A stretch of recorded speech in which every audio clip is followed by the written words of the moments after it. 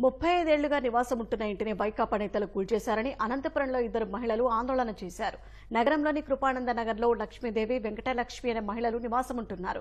కనీసం నోటీసులు కూడా ఇవ్వకుండా వైకాపా మాజీ ఎమ్మెల్యే గురునాథ్ రెడ్డి అనుచరులు తమ ఇంటిని దౌర్జన్యంగా ధ్వంసం చేశారని వాపోతున్నారు. ప్రభుత్వం ఇచ్చిన పట్టా ప్రకారం 3 సెంట్ల స్థలంలో తాము ఇళ్లు నిర్మించుకున్నామని మహిళలు తెలిపారు. అధికారులు తమకు న్యాయం చేయాలని, ఇళ్లు ధ్వంసం చేసిన వారిపై చర్యలు తీసుకోవాలని డిమాండ్ చేశారు. ఆనంద్ నగర్ లో 11/1/498 ఈ ఇంట్లో మేము నివాసం ఉంటున్నాం.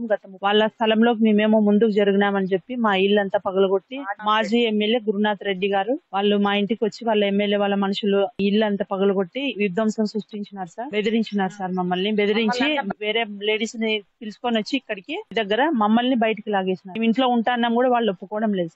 మాకు ఇంత నష్టపరిహారం జరిగింది. 20 లక్షలు దగ్గర ఇది కొత్త ఇల్లు సార్. ఇది ఇంకా ఓపెనింగ్ కూడా చేసుకోలేదు. మేము మెటీరియల్ అన్ని తోలించుకొని పెట్టుకున్నాను. ట్యాంకు, వాటర్ ట్యాంకు, పైప్ కనెక్షన్లు అన్ని. నోటీస్ ఏమి వేయలేదు సార్. మాకు 40 ఏళ్ళ నుంచి ఇక్కడే ఉన్నాము. గురునాథ్ రెడ్డి వాళ్ళ అనుచరులు వచ్చి వాళ్ళ పిఏ అని చెప్పి మా మీద దాడి చేసి ఇల్లు అంతా పగలగొట్టి ధ్వంసం చేసిపోయినారు సార్. మాకేం నోటీస్ ఇవ్వలేదు, మాకు చెప్పలేదు. ఉన్నట్లుండి వచ్చినారు సార్. ఆమె ఎక్కడో పని చేస్తుంది, విదేశాల నుంచి డబ్బులన్నీ తెచ్చుకొని ఆమె ఇల్లు కట్టుకుంది. అవన్నీ పగలగొట్టి ధ్వంసం చేసిపోయినారు. సింటెక్స్లు 2 లక్షలు ఆస్తులన్నీ నష్టం